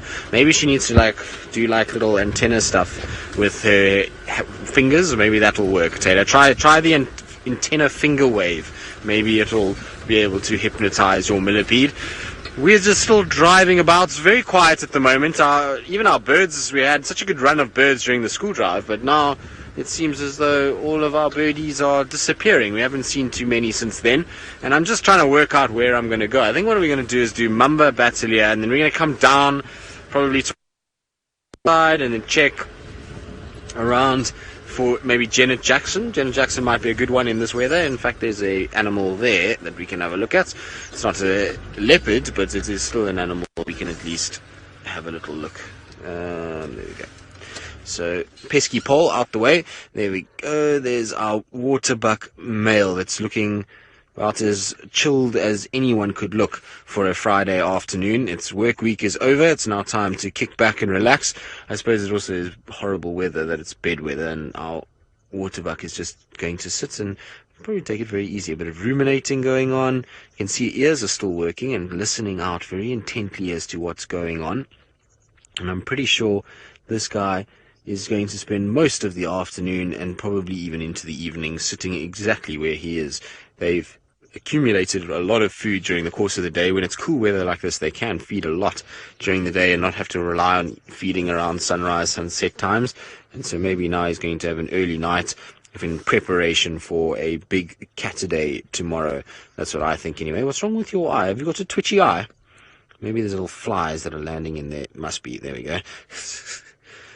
I don't even think it's on his eye. I think it's getting into his ear or something, and it's itchy. It's almost like he's eating something sour, and you know when your eyes kind of start to twitch a little bit. There we go. That's quite funny, actually. Shame. Poor Waterbuck. It must be so irritating. The flies were horrific before the rain. I can only imagine what they're going to be like now after this rain again. Probably going to be pretty uncomfortable. Shame. Where are they irritating you? He's just going to nod his head every now and then. Now, this isn't the biggest Waterbuck out here. I mean, he's not small, but he's not a massive individual. We do get bigger ones than that. What's that? There's a warthog. Hello, warthog. Is it Wilfred? Wilbur? Was it Wilbur? Taylor? Wilfred, Wilbur? Maybe it's Wilfred or Wilbur. I can't remember what Taylor named the warthog, but this warthog is just cruising around. It's not far from Gwen's old den where that warthog evicted her and took over. So interesting. I'm sure it must be him, although there's a number of different warthogs out here, and we had a big termite mound anyway, so maybe this warthog has just come out of this mound to get a bit of an afternoon snack. But you can see they will be absolutely loving it at the moment. So much food for all of these herbivorous animals. They can move around, and you can see this warthog's not even on his knees. He's just eating all those grass seeds that are growing at the moment, so chomping down that nutrients that's going to disappear fairly shortly. It's amazing now, it's a time of plenty, but in 3 short months, it becomes dry and desolate and very difficult for these animals to find the same level of nutrients. So I suppose you've got to make hay while the sun shines and feed as much as possible. There was also a little red-billed oxpecker that was on the back of our warthog at one point, so nice to see them too. And actually, talking to Craig this morning about it, it's nice that we've been seeing some of the yellow-billed oxpeckers over the last little bit and seeing them kind of moving. And it's supposed to show as soon as the buffalo arrive, so these yellow-billed oxpeckers also start to come into the area. Oxpeckers are making a lot of noise. I wonder if there isn't another animal here somewhere. They often make a lot of noise taking off and landing, so maybe there's some impalas hanging around or something like that. I'm always interested with oxpeckers. It's funny, they get to most animals, except we very seldom see them on things like bushbuck. It must be just because of the terrain bushbuck utilizes, much denser. I suppose it's not really easy to actually stay on because they just get hit by leaves all the time. It must be pretty irritating to be walking along and get slapped in the face by a leaf. Nothing that way, nothing to the right. Let's go down Gowrie Main. We'll check quickly, go past Twin Dams up to Maud's Mumba Road, and we'll just check the little 2-track kind of loop on Mumba Road, see if there's anything lurking at that mud wallow pan area. Sometimes a good place for... Oh, now apparently my signal's not getting good as I go down into this dip, so before it sends you back across to Brent, who I think is back up and running after a quick return to the DRC. Yes, I've got my torch. Now, there's 2 reasons I'm going to need my torch this evening. 1, hippos. Lots and lots of hippos around Chitwa, and you don't want to be caught walking around without a torch with all the hippos. And of course, I might get lucky enough to see Hasana, who's staying in Chitwa camp at the moment. He's probably their most famous guest at the moment, and he's got himself a bushbuck in camp. But so, a torch is a very important thing. A lot of people think when you go out into the African bush, the most important thing to keep you safe is a gun or a knife. Those people are very silly, and most people who think the gun is the most important thing in the African bush will probably end up shooting their toes off. The most important thing out here is a torch, by a long way. And the reason for that is, at night, when you do have to move between a kitchen and your tent or your room, a good torch gives you time to decide what to do. It gives you 50 meters, 60 meters, and most of the things that are very dangerous, such as hippo and lion at night in particular, and buffalo, are really going to charge from that distance. And so it gives you time to decide what to do to get yourself into a better position, whether it is walking around without a torch gets you flat or eaten. Now, another funny thing you see, you give someone who's from the city a torch, and this is the first thing they do. They put their torch on, and they're looking for the snakes and the scorpions, and they walk straight into a buffalo. Bah! Gone. So you always shine up ahead, you're looking for eyes. You must have already checked the ground in front of you with the torch at a distance for such things as snakes and scorpions, which are not nearly as dangerous as buffalo or hippo. So it's always quite funny when you give a torch to someone who grew up in the city and they don't know what they're doing.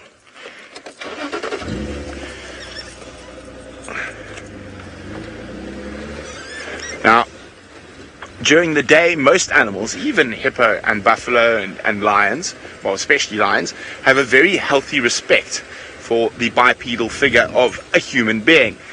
Humans are the dominant diurnal predators, and it's only in very extreme cases where humans are attacked during the day by animals, and during the day it's mostly actually elephants that can be the most dangerous. Now, however, at night we lose our dominance completely, and the lions become the dominant nocturnal predator, and a lion's behavior towards human beings during night and day. Oh, well spotted, Craig. There's a flying. Come on, go up into the tree where we can see you. Lovely. I'll just go a bit further forward for Craig. There's a ground hornbill. I'll just try to get a good view of it. Don't want it to fly again. There we go. How's that, Craig? That should be okay. It's almost the exact same spot. I saw them yesterday morning or yesterday afternoon, I can't remember. Maybe it was yesterday afternoon. They were in this area. Beautiful birds, the ground hornbills. Listen, listen, listen, listen. I'm going to turn the volume up. They like to call in the early morning or late afternoon or on cold overcast days. Started doing a bit of a call. Doo-doo-doo. Doo-doo-doo. Come on. Don't get shy now. Keep quiet, doves. We're trying to listen to the hornbill.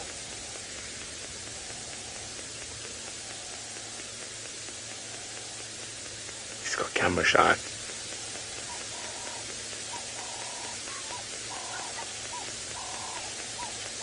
He's cleaning his beak up against the bark of the marula tree there. Now, probably been digging in the soft soil for snakes that might have gone down a hole, or even dung beetle larvae and other things. So it's a bit wet. And shake it off. Shake it off. Come on. Doo-doo-doo. Doo-doo-doo. No. Almost looks like he's getting ready for a snooze, cuddling up. Been a long cold day out there foraging.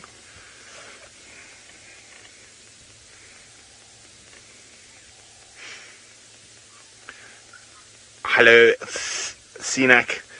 And of course ground hornbills are one of the more endangered species of bird in South Africa, not so much in the rest of Africa, but they have a very interesting breeding cycle, and it is very rare to see them feeding their chicks, and that's what Seanak was asking about, whether I've ever seen them feeding their chicks. I'm lucky enough I have. I've actually seen it in Buffalo's Hook.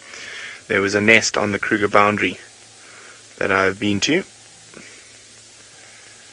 But generally when you do find a ground hornbill nest, you stay far away from it. You immediately leave it. They are very finicky breeders, and any little bit of disturbance can cause them to abandon their nest. So you always try to keep distance away from their nests. But yes, I have been lucky enough to see ground hornbills feeding their chicks. Now, what was I going on about? Oh yes. How a lion changes completely from day to night. And with a lion, 99% of the time will run away from you during the day. At night, they will eat you. Just as simple as that. You become part of the food chain.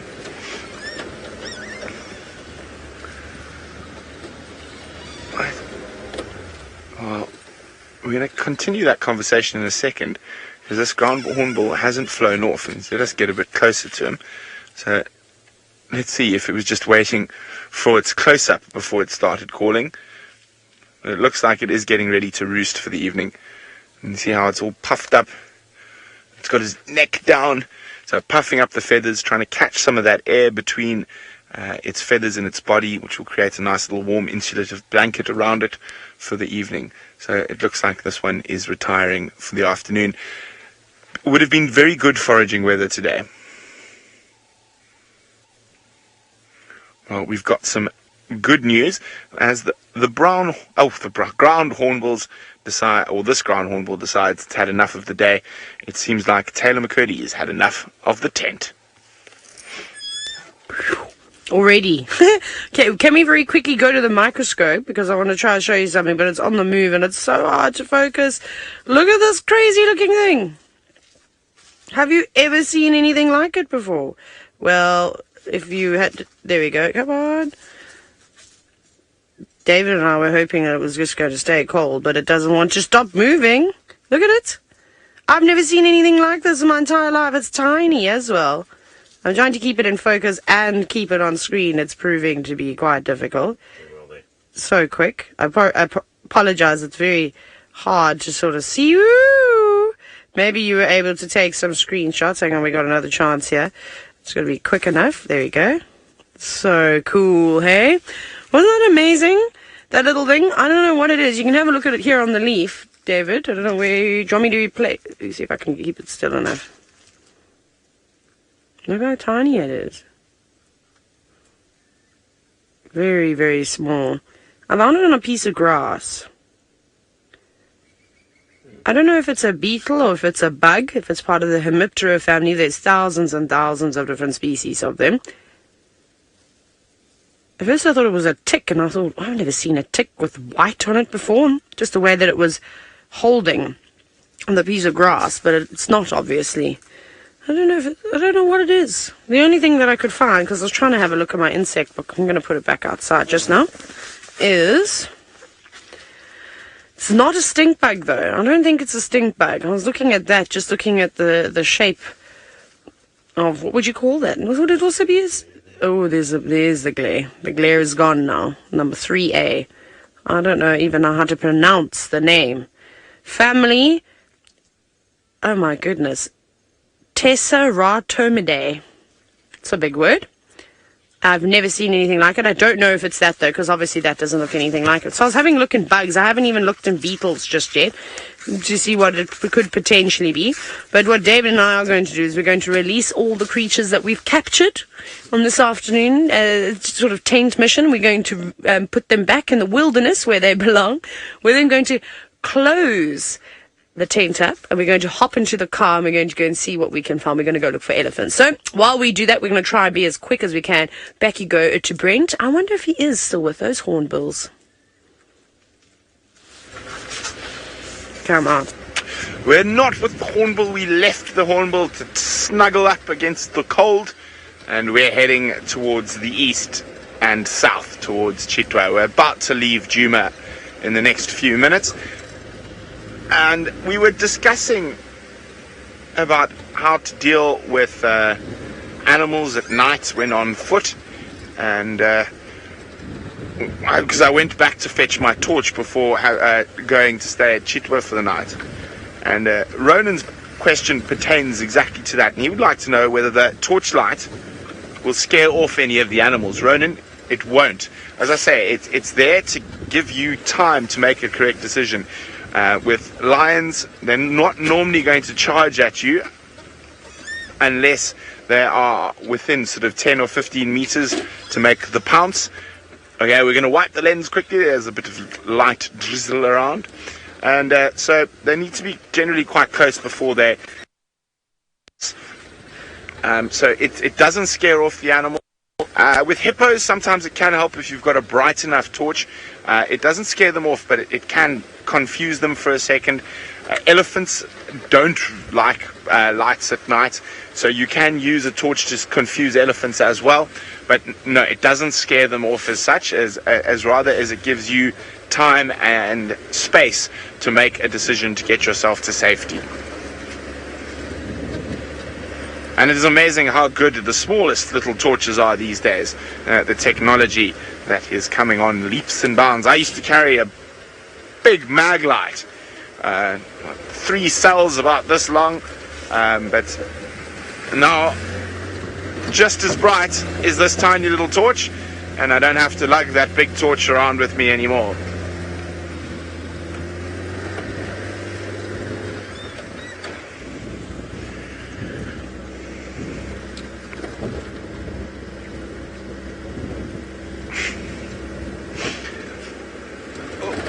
Okay, well, we're going to go over the hill and into Chitwa. And then while we do that, it seems like Tristan is at a loss to what the plans are for the rest of his afternoon. I don't really know what my plans are either, Brent. I'm literally just driving around hoping that we'll get some semblance of life coming our way. Now, I apologize about the droplets of water on the screen. You can see why we've got droplets of water. I just wanted to show you. Now, normally, this is an exquisite view over the rolling kind of landscape of the Sabi sands towards the Drakensberg Mountains. But today, it is a misty, messy, wet, kind of damp area. So, not looking very good, and it looks like more and more and more is starting to roll in. Now, VM's going to wipe the screen. There we go. The lens, you're right. Thank you, VM. If he was wiping the screen, he'd be up in front with me. Now, Matt, you're wondering about the sort of rain and why animals are so difficult to find after the rain. It's quite simple, really. There's two major things to it. Firstly, is that tracks get obscured because they get washed and they get kind of basically dissolved and you can't really see them. The second thing is that when it rains, animals will take shelter to try and get out of the rain, which means they go into thicker areas. The bush gets thicker because it's rained, so it's harder to spot them. If you look at how long the grass is now, a leopard lying flat in this is going to be very difficult to actually see it. And on top of all of that, then when it rains, there's water inside of these blocks and all these mud wallows, and so the animals no longer need to travel for water, and so you're not picking up their footprints. So they might be right here. You might have Tingana on a massive big Impala kill, but because he's gone in there, the rain's fallen, his tracks have been washed, and he's now got water and food inside there, he's not going to come out of there for 3-4 days, and that's why it makes it really tough. It's also, weather is not good. It doesn't promote them walking around much. They kind of just try and hunker down and stay nice and warm, and then they'll try and use the evenings to do a bit of hunting. So it's difficult. I mean, yesterday afternoon we did have a bumper afternoon, though. We had a situation where we had lots happening. We had elephants all over the place. We had the male lions, Taylor had the female lion, the dogs. So, it just depends. Sometimes you get crazy afternoons in the rain, but generally those are the reasons why it becomes harder to find animals when it is sort of damp and rainy like it is today. Even the birds don't really like this kind of weather. This is, it's one thing when you get a big storm, because the storm comes down, it goes, and then the sun comes out and life abounds. But this kind of rain, everybody just gets damp and wet, and they just got to kind of sit and endure it for hours and hours and hours.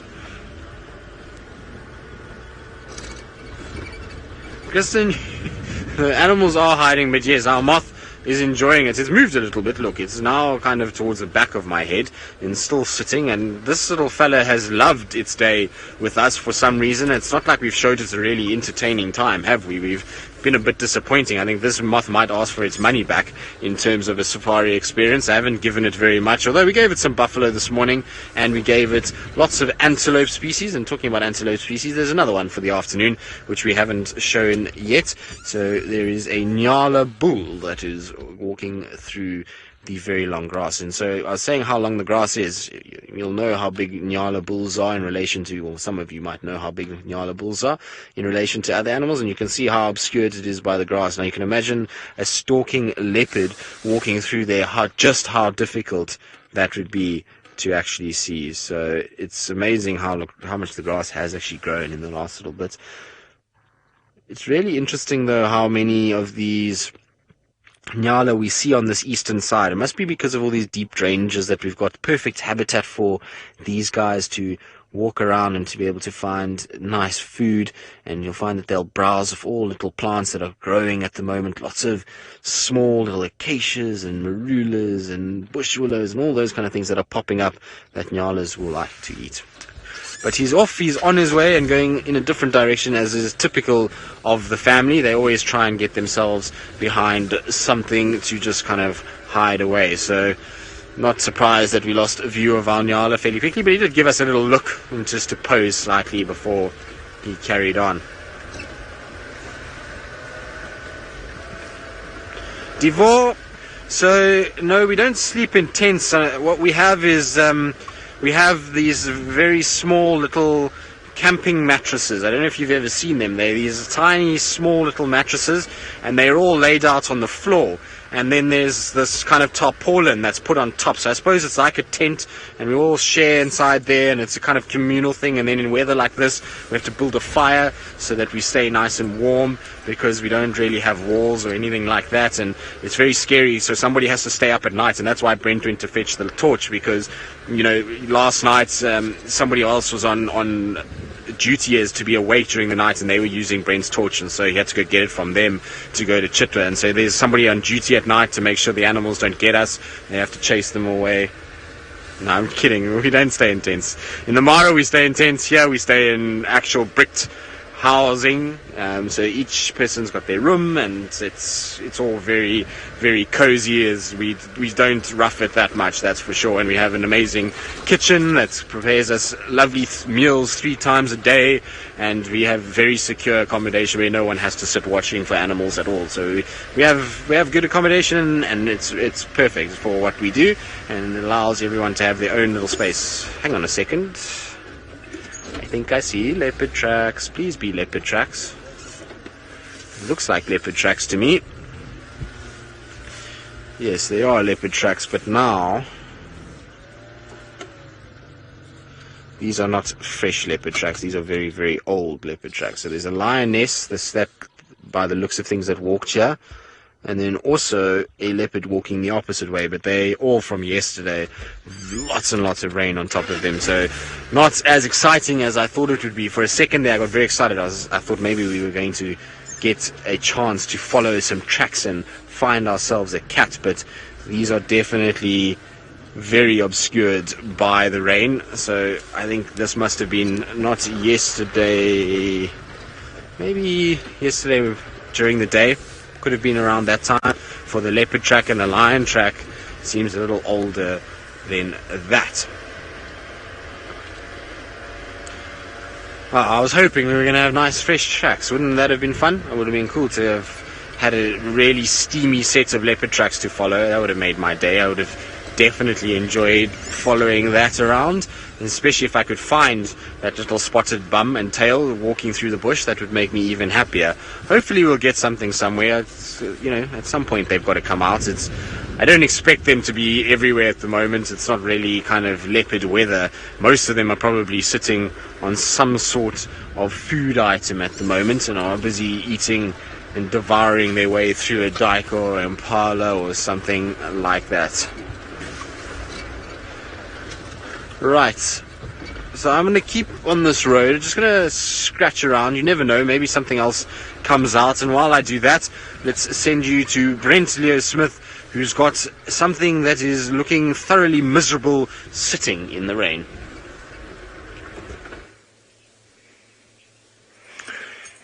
Not too miserable, just puffed up. But it is a very, very cool little raptor. Not one that we see too often. So, here we go. Now, let's stay on him there, Craig. I want to see underneath his throat. There's a very distinctive little black mark that gives away his identity. There we go. You can see. There we go. Look at that. Isn't that beautiful? And as I say, definitely not one of the ones we see that often.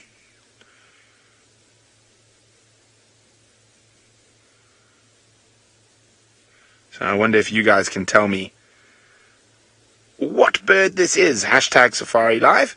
Do you know what bird this is?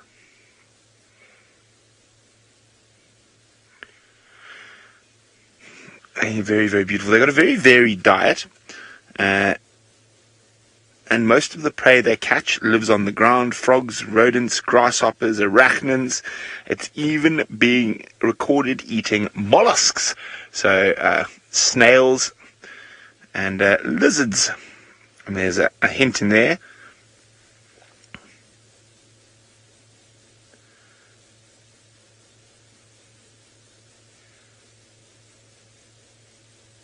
Now, they occur all the way from Senegal in the Sahel through East Africa, all the way down to Southern Africa.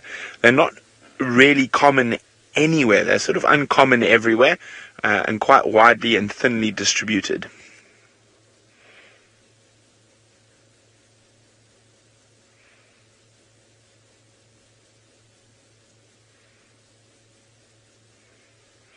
Very, very cool little bird. I'm quite chuffed we've got to see it today. Jonathan says it's an owl. Unfortunately, it is not an owl, Jonathan, not at all. It is an accipiter, which is a little bird of prey. Now, their favoured sort of country is Brachystegia woodland, which occurs mostly in Central and Eastern Africa. And Monique, well done. Well done, Monique. It is indeed a little lizard buzzard. All puffed up, but he's hunting. He's keeping an eye on the ground. You can see how he's moving his head constantly. Who knows? Will he make a charge at the ground? It looks like he might have spotted something. Nah, he's just scanning. So here we go. Very nice little bird, the lizard buzzard.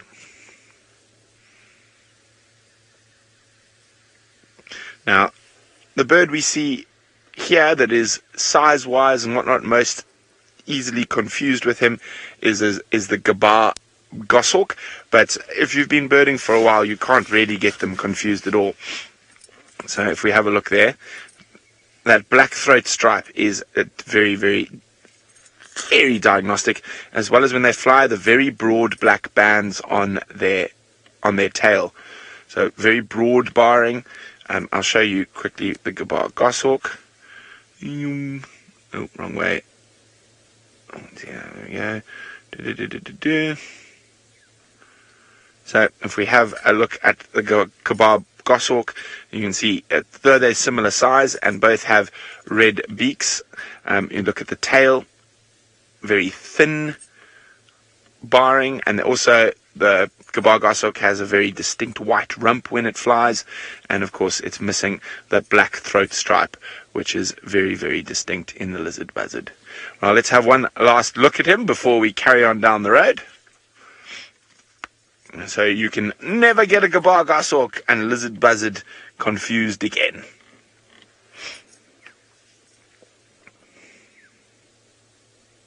Well, good luck, chap. I hope you find lots to eat. Now, let's go across to the hurdy-burdy McCurdy, who has escaped the tent. Hello, everybody. Sorry about that. So what we're going to do is we're going to have a look in the distance, and I want to show you the beautiful clouds. It's quite crazy how the clouds have kind of lifted where we are, and look how low they are in the distance. Finally, we're also back out in the car. Woohoo! And I think it must be raining down that end. You can't even see the Drakensberg mountains today. A thick covering. I would suspect that it would be raining on top of the mountains, in fact. But if you just go a little bit all the way, like to the left, it's just like one set of clouds.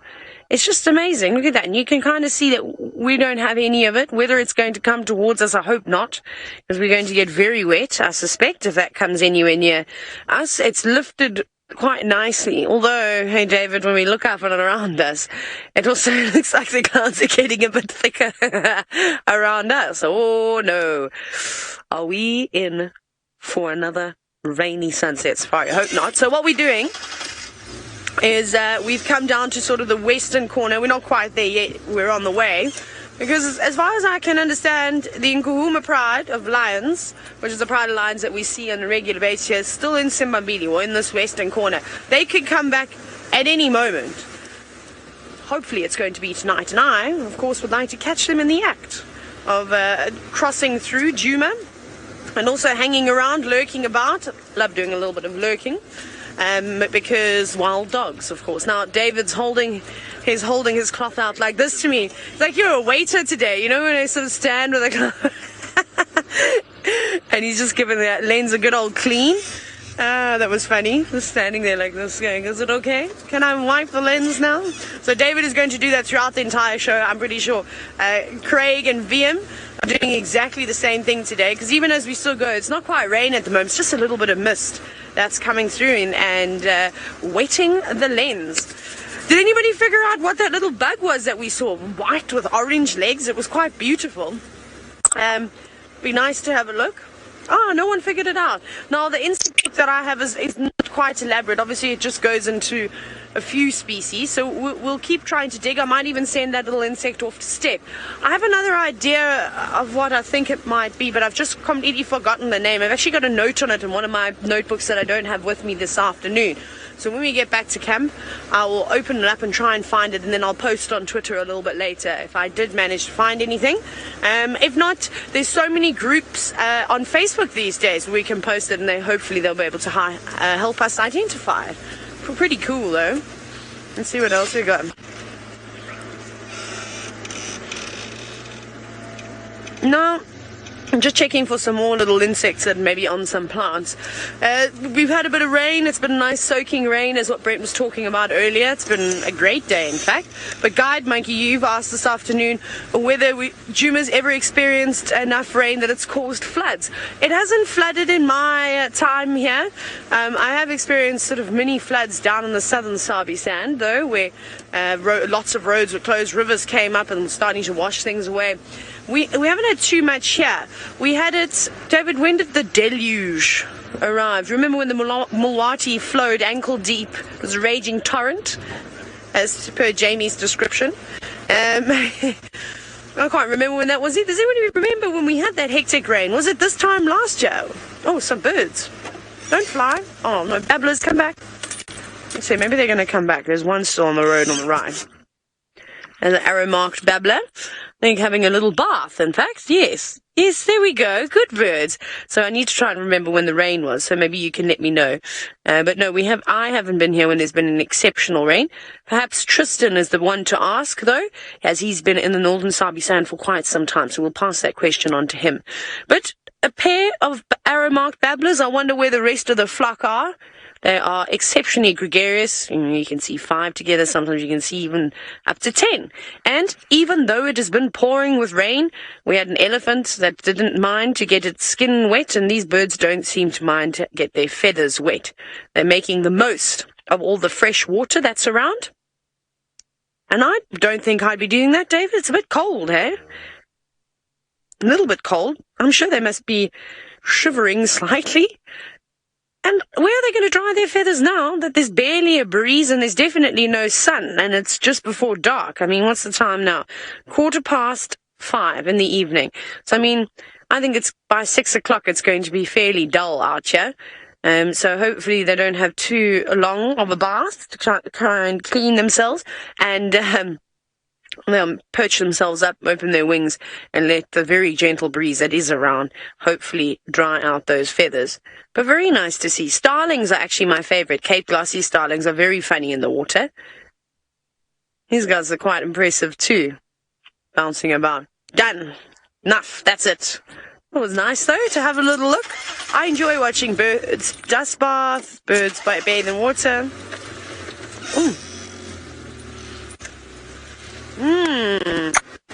CNAC. I'm going to have to go onto my mobile device now and open an app. I'm going to drive very slowly while I do this because I don't really know the answer to your question. So how long do they stay with the arrow-marked babblers? How long do they stay with their partners? Let's see. I don't know if they're monogamous. It might be cooperative breeding that go... Well, okay. Okay. Oh, they are monogamous and cooperative breeders. There we go. So a bit of both. So if that's the case, that the fact that they are monogamous, that means that they're going to probably stay with their partner for, well, as long as time allows. You know, something like a lizard buzzard or a goshawk swoops in the sky and snatches up one of those babblers, or perhaps a snake bites it and eats it, and it's going to look for another partner. Otherwise, they're going to stay together. Right, so we were chatting about floods earlier in the Sabi sand. I'm pretty sure Tristan's going to tell you about the big ones in 2012 down in the southern sand, but we want to ask him about the ones that happened up here in the north. Well, Taylor, we did have floods in 2012 here in the north, very bad ones. That's the one that actually burst the dam wall at Gari Dam, and why Gari Dam has very little water in it. It's never really recovered since then, actually, and so it's a bit of a problem. But 2012 was massive. That was a crazy time. I'm just approaching Janet Jackson's little home, but no sign of Janet Jackson at home today, I'm afraid. Is it there? Did you see it, VM? Okay, so VM says he saw it moving around, so Janet Jackson is home. Now, will Janet Jackson poke its little face out and let us get a view of it? Doesn't know. So VM's trying to put a bit of light. Bildy, do you want me to use a spotlight? Let me get the spotlights out. I'll get back to the flooding now. Let's just try and see if we can see any sign of Janet Jackson in its little home. No, nothing there. Anything of VM? Maybe if I put the... Oh, there. See the tail moving. Well spotted, VM. So there was the tail went up towards... There it is, a little tail moving every now and then, which is pretty cool. So I did see slight tail movement going up further. There it is. The tail's dropped down again. You can just see it kind of wiggling inside there. It's very difficult to make out, but there is wiggling movement of a small tail kind of hanging around. I think that this Janet has young ones inside her, and that's why the other day we saw two different tails. I think that's the case. Well, that's what I reckon. Anyway, I'm just going to try and kind of position the light a little bit better and just see... Oh, sorry, Vim, it's my fault. If the tail comes back again so that we can actually see a little bit better, but I can't see them now. It kind of moved up and further to the top. So, Sinak, Janets are solitary when they're moving, much like leopards, so they come together when they're mating, but otherwise solitary in their normal approach unless they've got little ones. If they've got little Janet kittens, then they are basically keeping those and looking after them and will move around with them. But otherwise it's solitary, much like a leopard. Alright, well, we'll maybe try again a bit later. You never know. Maybe we'll get lucky again a bit later. We'll just keep moving. But back to our flooding story. So 2012 was really bad. To give you an idea of how bad the flooding was, if you think of where Brent and myself just went through the Mulawati. Now that Mulawati River at that time was, you probably could have put this vehicle with its roof on, and then you could have put Rusty on top of that with its roof on, and that would have been about the height of the water flowing through the Mulawati system. It was, at one point, it was really quite ridiculous. The Mulawanini was flooded, you couldn't do anything, and actually for about, so it was about 14 days, I think, maybe a little bit less, 12 days. The entire sort of reserve was shut down, basically. The only two roads that we could use for game drives were Gowrie Main and Triple M, and I know that the Buffelshoek Djuma boundary was open as well a little bit up to a certain point, but otherwise it was just those two roads, and you had to do game drive on those. It was very, very tough to do 3-hour game drives twice a day with guests on the same two roads. It was not easy. So that was really big. Chitwa was... The dam itself got to where the swimming pool is. So maybe if Brent is there, he can give you an idea of just how far the dam is from the swimming pool at the moment, and that'll give you an idea of just how much that dam rose and how big it got. Really, it was an amazing thing to kind of be a part of and see. It was pretty painful in terms of driving around the next couple months. People were getting stuck all over the place because the ground was so saturated. You would literally it would look perfect like this, and you would drive off-road and you would just sink. You wouldn't even get anywhere, and so a lot of people got stuck. It wasn't very pleasant at all. Then in 2013, we did get a lot of rain, but it wasn't as bad. We did get flooding to a degree, but not nearly as bad up here. It was more down towards the southern Sabi sands in the Sabi River, and that's where we had, big increase in the level of the river, and we actually had to get our guests to a point where we almost evacuated them. So they had to pack up all their luggage. They all had to meet in the main area, and they were on standby to be evacuated if the river went any further than it did. And we had a situation where we didn't have to worry. We could then tell them back to bed at about 3 o'clock in the morning. So that was pretty scary. Prior to that, it was the other big flood in the Sabi Sands was in 2000. That's when there was another really major flood in this area where everything kind of... That 2012 one was the highest for this northern Sabi Sands area. That's as big as the sort of dams have gotten in. I'm pretty sure there's other times, the recent kind of past, that's when it's been really, really bad.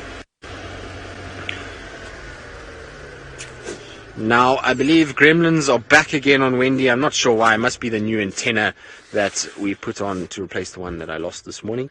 But while the gremlins attack, let's send you back across to Brent, who's staring at, well, our most common antelope, and hopefully there'll be a leopard somewhere close by stalking them.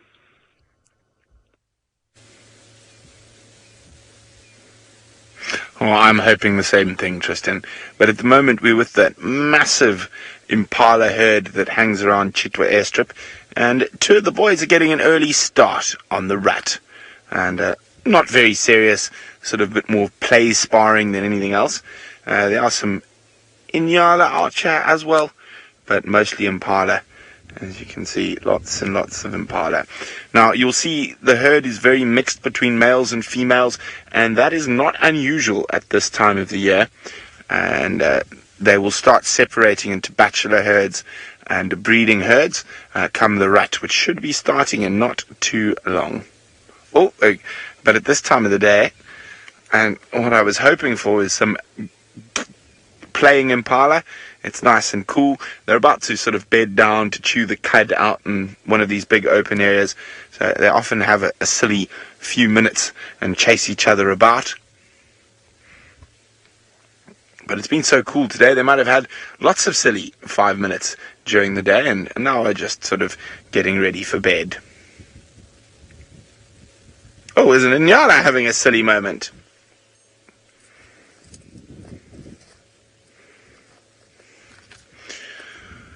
Now, Tristan's been chatting about the floods that came through here in 2012, and there were also floods when it must have been 2006, if I remember correctly, when I was at Singita. I'm just trying to remember, 2005, 2006, somewhere around there. I can't remember, maybe even a few years before that.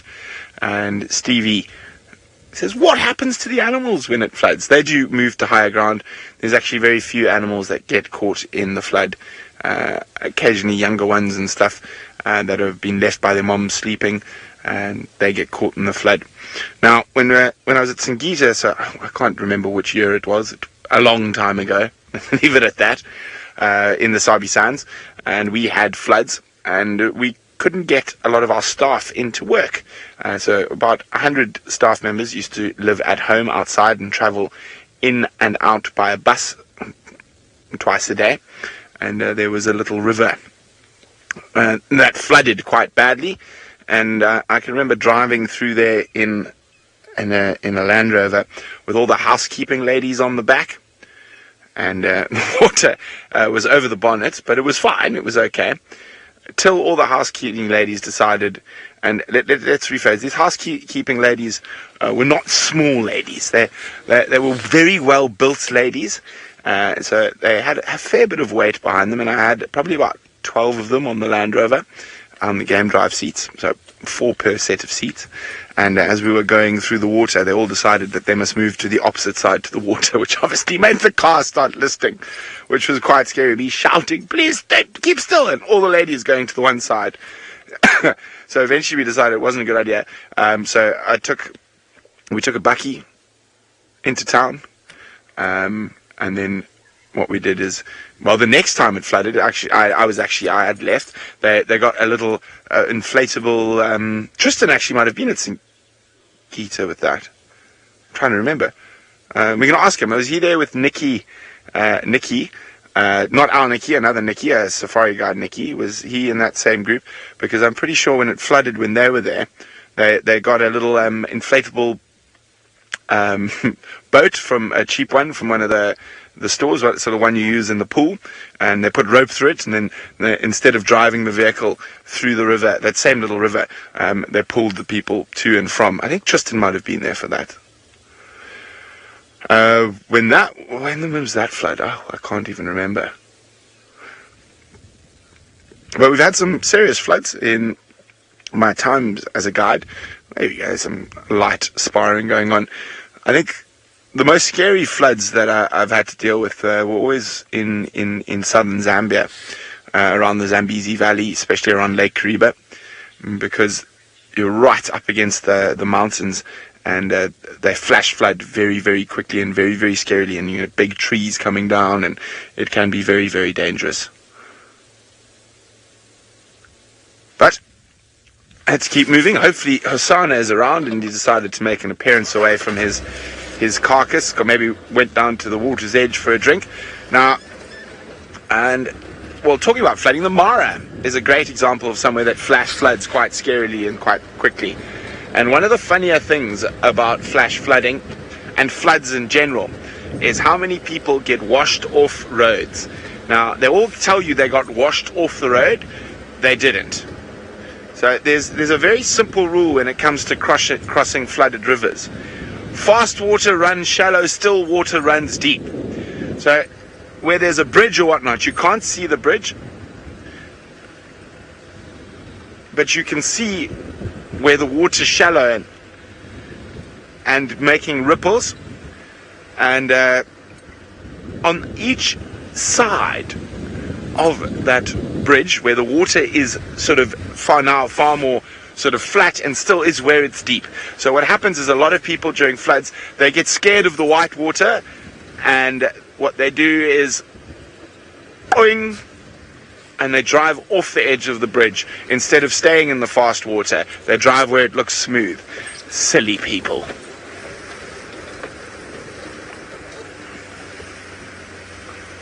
Okay.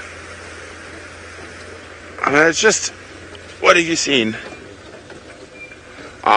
So on this camera we do have to change a battery shortly. So I'm just gonna see who we're going to send you to next. Did you hear that, Craig? I didn't quite hear what Rebecca said there. Okay, let's go across to Tristan to see what he's up to. Well, good luck changing your battery. I'm sure it will be very quick and easy and all will be good. Now, I just spoke to one of the Chitwa guides just to try and get an update. I was on the southern boundary and had a little chat to Surprise, who is an absolute gentleman, and asking him what's going on and what's been happening. And he says to me that absolutely zero updates for the eastern side. They're struggling, and he says that in the west there is the lioness that we saw last night, the Nkuhuma lioness, the lone lioness. She's moving around on Arathusa, and so that's where everybody is heading. But otherwise there's absolutely nothing going on. I asked about Hukumuri.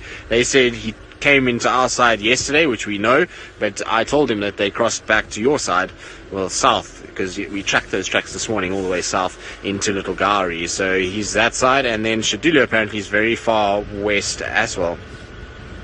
Adam, this is not a staged show at all. This is something that happens completely naturally.